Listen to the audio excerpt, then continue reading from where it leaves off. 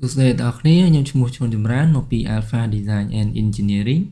ថ្ងៃនេះខ្ញុំនឹងបង្រៀនពីរបៀប model steel beam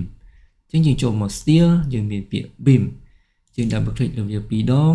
វាលោតទាំងមកខាងស្ដាំនេះអញ្ចឹងយើងរើស profile beam ដែលយើងចង់ model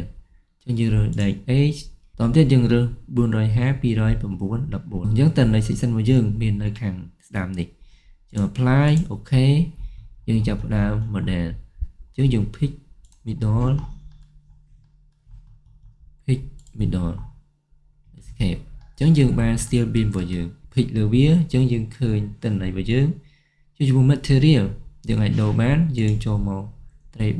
3យើងរើស SS 400 apply OK modify អញ្ចឹងយើងបាន material របស់យើងហើយចំពោះ position យើងអាចដូរបាន on plan យើងអាចទៅ right យើង modify អញ្ចឹងវាចេញចេះនេះ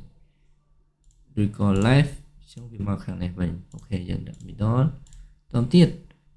active behind អញ្ចឹងយើងអាចដាក់ middle អញ្ចឹងវាឡើងមក middle នេះសិនយើងមក front ចេញ front បែបនេះអញ្ចឹងយើងមក behind